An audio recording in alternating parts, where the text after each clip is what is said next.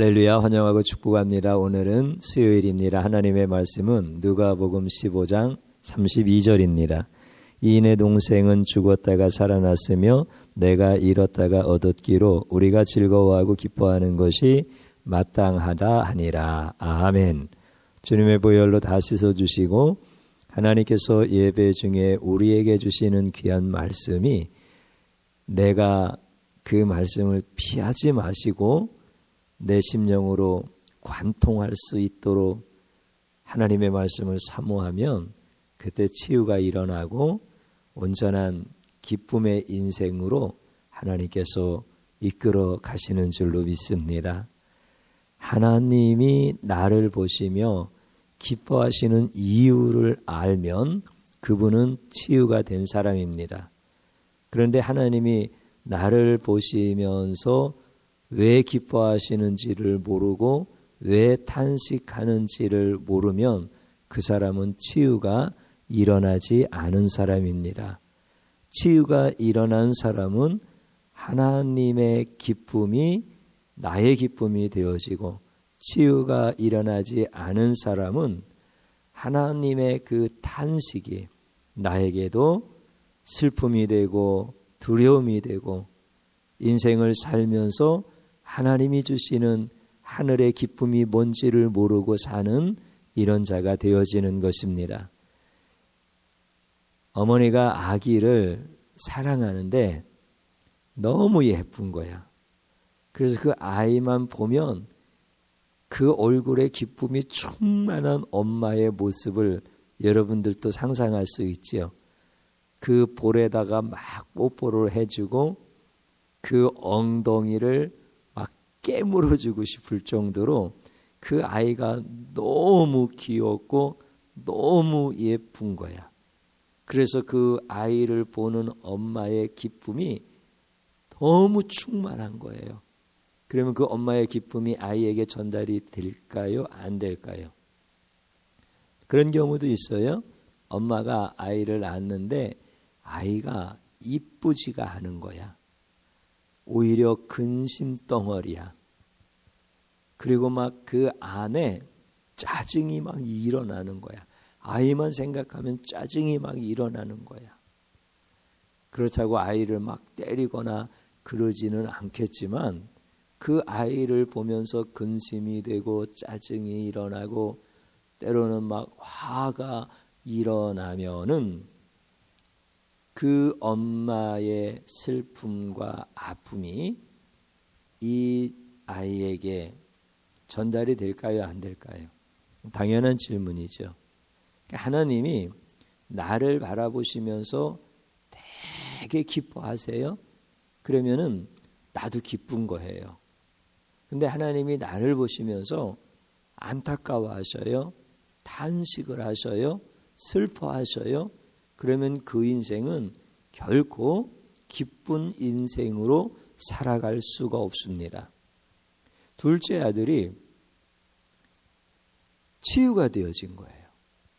둘째 아들이 언제 치유되었는지 그 시점에 대해서 성도님들 정확하게 아십니까? 이제 그가 먼 나라에 가서 자기의 모든 아버지께로부터 받은 유산을 다 잃어버렸지요. 먹을 것도 없지요. 그런데 이제 깨달은 거예요. 아, 내가 하나님 아버지께 죄를 지었구나. 내가 가서 회개해야 되겠다. 그리고 여기서 굶어 죽을 수 없으니 아버지에게 가서 밥이라도 얻어먹으면서 살아야 되겠다. 라고 이렇게 아버지의 집으로 돌아왔어요. 그리고 아버지한테 아버지, 내가 잘못했습니다. 하나님, 내가 잘못했습니다. 근데 이제 이 회개를 하기 전에 하나님 아버지는 벌써 그 아들을 보면서 기뻐하죠. 근데 하나님은 다 아시는 거야. 이 아들이 집 나갈 때 하나님 아버지는 기쁘지 않으셨거든요. 근데 이 아들이 집으로 돌아올 때 하나님께 잘못했다고 회개하지 않아도 하나님은 그가 회개하려고 돌아오는 걸 다 아셔. 회개할 마음을 갖고 돌아오는 것을 다 아셔. 그래서 그 말 떨어지기도 전에 하나님이 그를 보고 막 기뻐하시는 거야. 그런데 이 아들은 아직까지도 하나님이 어떤 분인지 잘 모르는 거야. 그런데 자기는 아는 거야. 잘못했다는 것을. 그래서 회개하는 거예요. 회개했을 때 그 결과를 아들은 어떻게 기대하고 있느냐면 이 둘째 아들은 혼날 걸 각오하고 왔어요.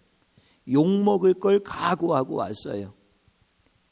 아들이라고 하는 그 지위를 박탈당할 것을 각오하고 왔어요. 아버지가 부자관계, 혈연관계라고 해서 나를 사랑하실 거라고 하는 것을 기대하고 온 것이 아니에요. 그런 것들은 다 이미 각오했지만 아버지 앞에 돌아올 때는 굶어 죽을 수 없어서 먹고 살려고 돌아왔어요. 단순히 먹고 살려고만 돌아온 것은 아니에요. 돈에 대한 개념이 무엇인지를 깨닫고 돌아왔어요. 아, 그 돈이 나를 행복하게 하는 줄 알았는데 아니었구나라고 하는 사실을 깨달았어요. 아주 뼈저리게 깨달았어요.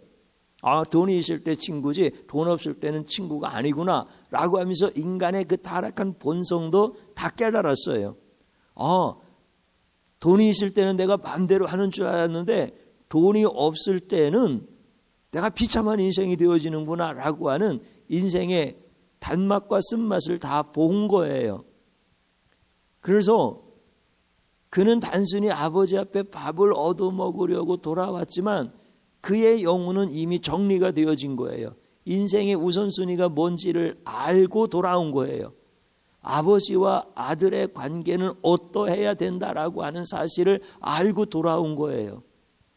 그러나 자기의 죄가 너무나 커서 아버지가 과연 이것을 이해하시고 받아들일까?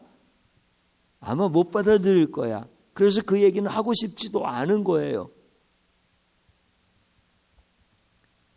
근데 그 아들의 생각이, 그 영혼이, 그 마음이 다 정리되어진 것을 하나님 아버지는 너무나 잘 아시는 거야.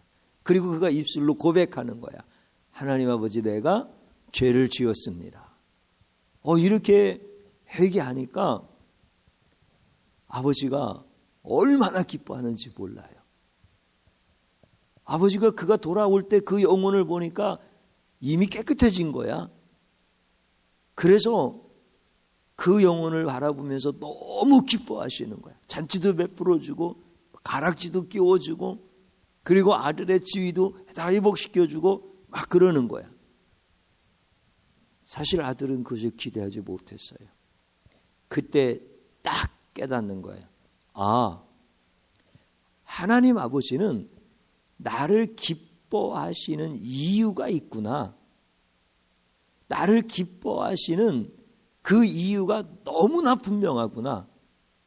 하나님은 나의 능력을 기뻐하시는 게 아니고 나의 외모를 기뻐하시는 게 아니고 내가 하나님과 혈연 관계라고 하는 것 때문에 기뻐하시는 것이 아니구나. 하나님이 나를 기뻐하시는 것은 내가 회개하고 내 영혼이 하나님이 어떤 분인지를 깨달았을 때 하나님이 기뻐하시는구나. 이것을 아는 순간 그에게 치유가 일어나기 시작하는 거예요. 그래서 자기가 생각했던 그 하나님, 그분이 전부인 줄 알았는데 그분은 집이 풍족하여서 먹을 것이 많은 분으로 생각하고 그래도 그분에게는 사랑이 있어서 나를 내쫓지는 않으시고 먹을 거라도 주실 그런 분이라고 이렇게 생각하고 회개하고 돌아왔는데 자기가 생각했던 그 하나님은 상상이 안 가는 거야. 나의 이 육신을 보고 판단하시는 것이 아니라 내가 회개하고 내 영혼을 바라보시면서 기뻐하시는 하나님이다라고 하는 것을 깨달은 거예요. 그 하나님을 보기 시작한 거예요. 그때 치유가 일어나는 거예요. 그래서 하나님을 모르면 치유를 경험할 수가 없어요. 하나님이 나를 보고 기뻐하시는 그 이유를 모르면 치유가 일어나지가 않는 거예요. 근데 하나님이 기뻐하시는 이유를 분명히 알았어요. 집 나갈 때는 옷도 멀쩡한 거 입었고 떳떳했었고 가진 것도 있었고 미래도 있었고 아버지한테 기대감도 심어드릴 수 있었고, 그런데 아버지는 그때 나를 보고 기뻐하지 않았어요. 근데 지금 돌아왔을 때 나의 모습은 집을 나갈 때의 모습과 정반대의 현상이 벌어졌는데 나를 보고 기뻐하시는 거예요. 너무 기뻐하시는 거예요. 이 하나님은 몰랐던 거예요. 이 하나님은 기대하지 못했던 거예요. 그런데 오늘 자기의 눈앞에서 벌어진 거예요. 전혀 다른 하나님을 본 거예요. 혼낼 줄 알았는데, 그래서 그것을 각오하고 왔는데, 나를 정죄할 줄 알았는데, 그래서 그것을 각오하고 왔는데, 그런 하나님이 아니라 나를 기뻐하시는 하나님을 본 거예요. 그래서 하나님이 나를 기뻐하시는 이유가 무엇인지를 정확하게 깨닫는 순간 그에게 치유가 막 일어나기 시작하는 거예요. 그 하나님이 얼마나 좋으신 하나님인지, 내가 생각할 수 없었던 하나님, 내가 측량할 수 없이 크신 하나님, 내가 도저히 그럴 하나님이라고 상상도 할 수 없었던 죄인을 사랑하시고 용서하시는 그 하나님을 알게 되어진 거예요. 그게 치유예요. 하나님은요, 죄인을 천국으로 데려가시기 위하여 이 땅에 내려오십니다. 그렇게 내려오신 하나님이 예수님이십니다. 그 예수님이 두 아들의 비유를 통하여서 이 말씀을 해 주실 때 이 아들은 아는 거예요. 야, 내가 모르는 하나님을 어떻게 이렇게 설명하실 수가 있지? 그렇다고 하면 예수님은 도대체 어떤 분이야? 이런 생각을 하는 거예요. 여러분들, 누가 자기 자신보다 더 설명을 잘할 수 있는 사람이 있겠습니까? 나를 설명한다면 내가 나를 제일 잘 설명하지 않겠습니까? 아들이 나를 설명할 수 있겠습니까? 사모님이 나를 설명할 수 있겠습니까? 나를 설명하려면 내가 제일 잘 설명하는 거예요. 그런데 예수님이 하나님을 설명하시는데, 이 비유의 말씀을 통하여서 하나님을 설명하시는데, 그 하나님은 내가 전혀 모르는 하나님을 설명해 주시는 거야. 그래서 하나님이 어떤 분인지 정확하게 아는 거야. 그때 깨우친 거예요. 아, 하나님을 설명하시는 예수님은 하나님이 아니시면 하나님을 저렇게 설명할 수 없다. 그러니까 하나님을 설명하시는 예수님이 곧 하나님이시다. 이것을 둘째 아들이 아는 거예요. 이걸 치유라고 하는 거예요. 하나님 아버지를 우리가 어떻게 알 수 있어요? 그분이 나를 기뻐하시는데 우리는 계속해서 돈 잘 벌고 성격 좋고 신앙심 좋고 타의 모범이 되어질 만큼 신앙생활과 사회생활과 모든 영역에서 뛰어난 이런 사람을 하나님이 되게 기뻐하시는 줄 알았어요. 그런데 하나님은 그런 나를 기뻐하시는 게 아니라 하나님, 내가 하나님을 몰라요. 내가 이렇게 열심히 살고 최선을 다해서 살면 하나님이 기뻐하시는 줄 알았는데 그런 하나님은 하나님 전체에서 너무나 작은 영역이에요. 나는 하나님을 모르겠어요. 그러면서 죄인을 사랑하시는 하나님을 가르쳐 주시는 그 예수님. 내가 하나님을 모른다고 진심으로 회개하고 하나님 앞에 내가 죄인입니다. 하나님이 나를 사랑하시는 때를 이제 발견했습니다. 잘 나갈 때 나를 사랑하시는 것이 아니라 망했을 때 나를 사랑하시는 하나님. 잘 나가면서 영혼은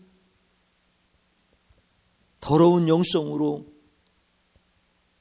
그렇게 세워진 나를 사랑하시고 나를 기뻐하시는 게 아니라 세상에서 나는 실패했을지라도 깨끗한 영성으로 하나님 앞에 돌아온 나를 기뻐하시는 하나님, 그 하나님을 내가 알게 되었습니다. 이게 치유의 순간이에요. 그것을 알게 하신 예수님이 곧 하나님이십니다. 하나님에 대해서 예수님처럼 설명할 자가 누가 있습니까? 하나님에 대해서 예수님처럼 증거하실 자가 누가 있습니까? 정확하게 증거하시는 그 예수님은 곧 하나님이십니다. 이렇게 예수님의 말씀을 깨달을 때 치유가 일어나기 시작하는 거예요. 둘째 아들의 치유가 바로 이때 일어나는 거예요. 이야, 우리 예수님 대단하시다. 우리 하나님 대단하시다. 예수님과 하나님은 나 같은 죄인을 천국으로 이끌어 가시는 구세주, 창조주, 그분이시구나. 이것을 둘째 아들이 아는 거예요. 그때 치유가 일어나는 거예요. 그때 아버지의 기쁨이 나의 기쁨이 되어지는 거예요. 사랑하는 성도님 여러분, 여러분들 가운데 하나님이 나를 언제 기뻐하시는지를 정확하게 알게 해달라고 그런 기도를 드리시고요. 그리고 하나님이 나를 언제 기뻐하시는지 분명히 안다면 하나님의 기쁨이 나의 기쁨이 되어지는 이런 인생이 되어지는 줄로 믿습니다. 저를 한번 따라서 해보십시오. 하나님이 나를 왜 기뻐하는지 몰랐던 죄를 용서하소서. 이렇게 회개하는 거예요. 또 한번 따라서 해보십시오. 회개한 영혼이 되어 하나님의 기쁨이 되게 하소서. 아멘. 하나님의 기쁨이 나의 기쁨이 되게 하소서. 아멘. 주님 한번 부르겠습니다. 주여, 하나님 감사드립니다. 하나님이 나를 기뻐하시는 그 때를 알게 하시고 하나님이 기뻐하시는 그 이유를 알게 하시고 하나님이 나를 기뻐하시는 하나님인 것을 가르쳐 주시는 예수님이 나를 천국으로 이끌기 위하여 이 땅에 내려오신 하나님이신 것을 깨닫게 해주시고 그래서 내가 이제 하나님이 나를 왜 기뻐하시는지를 몰랐던 그래서 하나님이 기뻐하시지 않는데 하나님이 기뻐하시는 것으로 생각하여서 살아왔던 죄를 용서하여 주시고 이제 내 영혼이 하나님을 몰랐던 죄를 회개하고 내가 하나님 앞에 겸손히 나아가서 하나님이 진정 나를 사랑하시는 이유를 더 깊이 알게 되어지기를 간구합니다.